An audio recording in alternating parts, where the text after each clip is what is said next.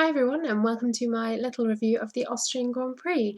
As you'll see from this ridiculousness, I am wearing my dirndl because when else can you wear dirndl? Really, you sort of buy it and then you wear it once a year for the Austrian Grand Prix just for your own amusement. So I thought I'd wear it today, but I'm probably going to keep fiddling with it, so I'm going to try and keep the ridiculous puffy sleeves out of shot. A lot of people said it was boring again, and then a lot of people leapt to defend it again. I think this is just going to happen all season.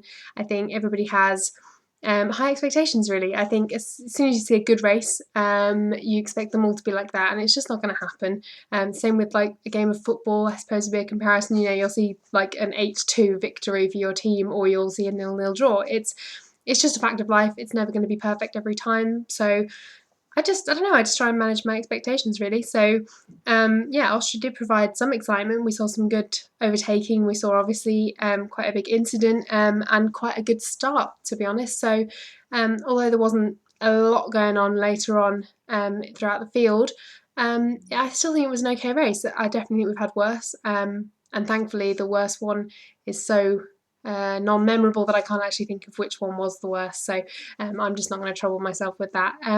So we'll start at the beginning, I suppose, qualifying. It was interesting to see both the Mercedes go off. I don't know, I mean, a lot of cynics slash jokers would immediately say that Hamilton was trying to do a Rosberg. Maybe he was, I don't know. It just looked, I think they did claim it was a car issue in the end, but yeah, a bit annoying, I suppose, at the end for it just to lose any fight, because I think Rosberg would have had it. I think he was about a tenth up or something on his final lap, and then yeah, spun. So I quite enjoyed the amusing photos of Rosberg trundling away from his car looking utterly miserable. But yeah, so Hamilton pole, which is a little disappointing when we thought we actually had a fight for it.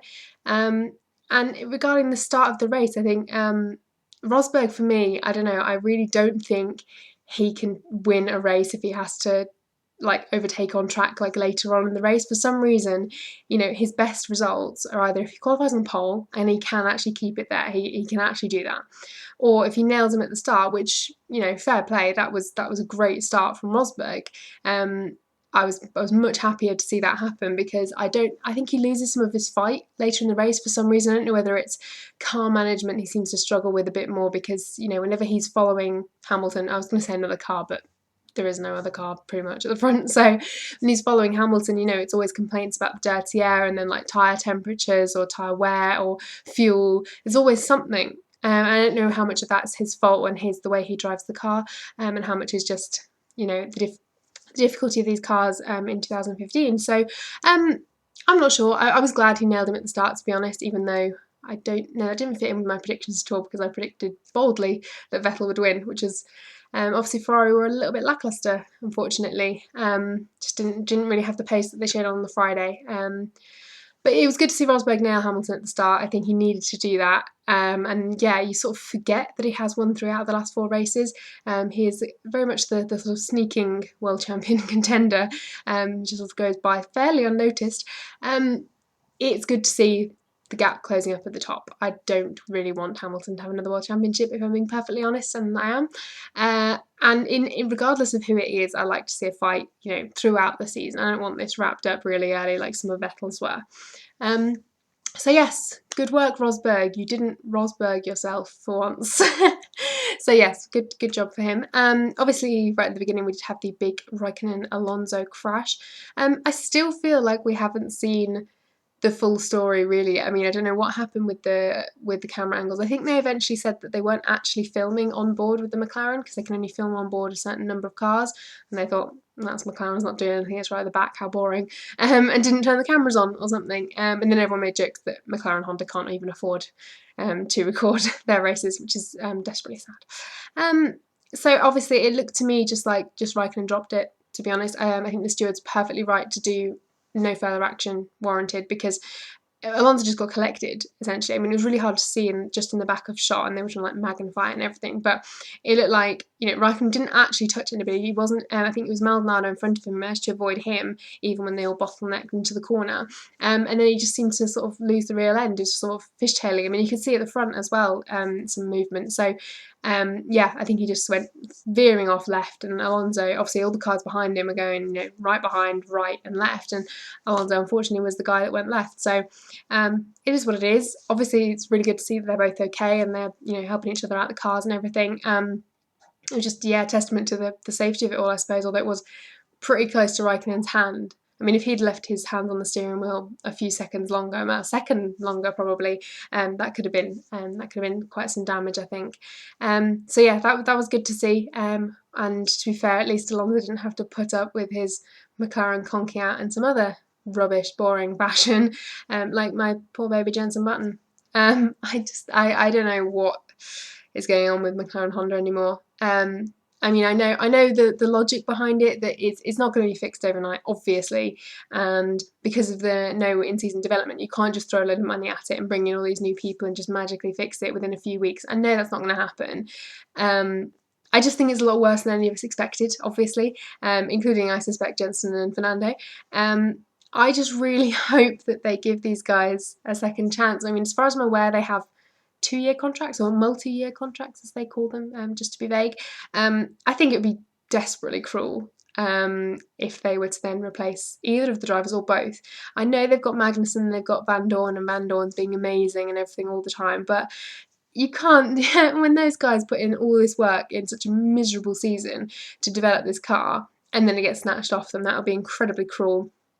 But it might happen. It's the nature of Formula One. It is cruel. So I've just got my fingers crossed, really, that they have a bit more patience, and that they need these experienced old hands to help them, get further up the grid eventually, whether that's the end of this year, whether that's next year. I just hope they stick with them, because it's pretty amazing driver pairing. If they actually get that car right, they could be on for a world championship. If they can get the car right with those two drivers, I mean, you've got a much better shot than, I think, having some young'uns and some rookies with a car like that. So fingers crossed for Jenson Button, because that's all I can do. And then, yeah, I suppose highlight of the race potentially. Well, I don't know, highlight.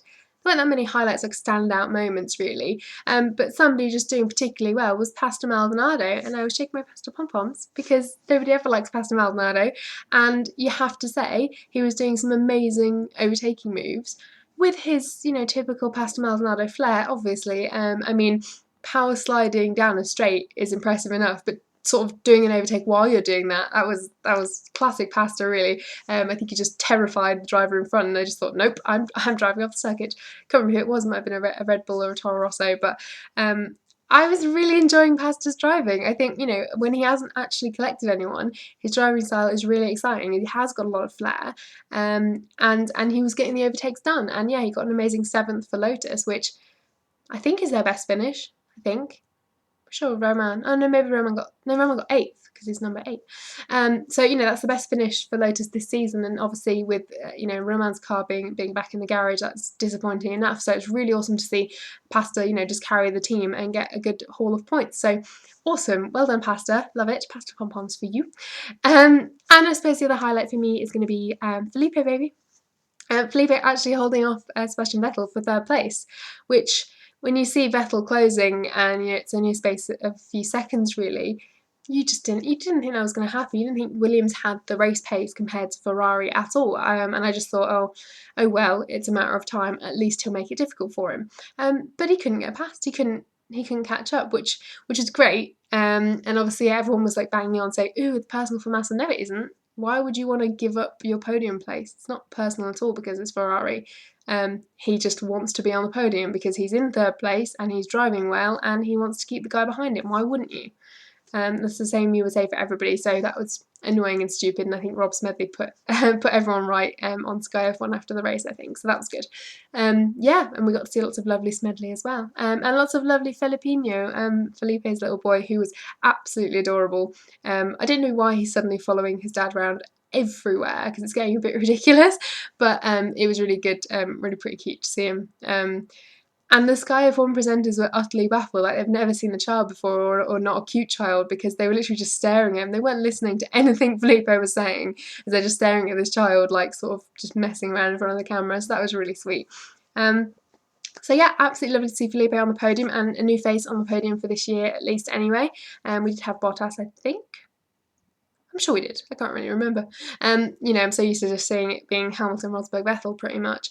So yeah, it was really good to see Williams doing well and Felipe just holding off that place during the race. So drivers of the day, probably Felipe Massa, Pastor Maldonado, and with a hint of Nico Rosberg. I'm being very kind to Nico Rosberg this weekend, but he nailed him off the line, and that's exactly what he needed to do. If he knows he can't fight later in the race, he needs to nail him off the line, and he did. So although I still think that if he can't fight back throughout the field or against his teammate later in the race, I think it's a quality lacking really in a potential world champion.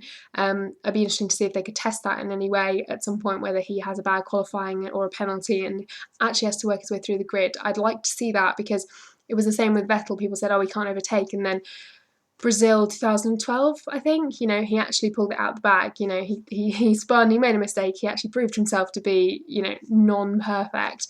And then he did have to, you know, prove people wrong and fight his way through the pack. So I think Rosberg might need a bit of that. I still think it's quality he hasn't necessarily proven he has. But for the start, brilliant, and he did the job, and, you know, the gap is closed at the front. So that's about it for my Austrian Grand Prix review, and that's about it for my dirndl. I'm going to go take it away. But Natalie Pinkham had the same one. We both had lovely green dirndl, so that was pretty awesome, even though the driver's parade was ridiculous. The track parade this weekend on that weird sort of bus wagon thing, and they're all very crowded, and Valtteri Bottas looked utterly miserable. Anyway, I'm rambling, so I'm going to shut up. What did you think? Did you enjoy it? Can you remember more of it than I can? Can you remember some fight down the field that I totally missed? I mean, yeah, Hulkenberg was obviously doing well off the back of his Le Mans victory. Verstappen, yeah, I think he got a good haul of points, while Sainz was sort of getting penalties here and there. Yeah, it was okay. It was okay. And not too many standout moments, but yeah, as I said, I think past Pom Poms are the main victory for me. A little bit of Felipe baby goodness, and Rosberg doing what he needed to do. So that's it. I'm shutting up now, so I will see you in a couple of weeks for Silverstone.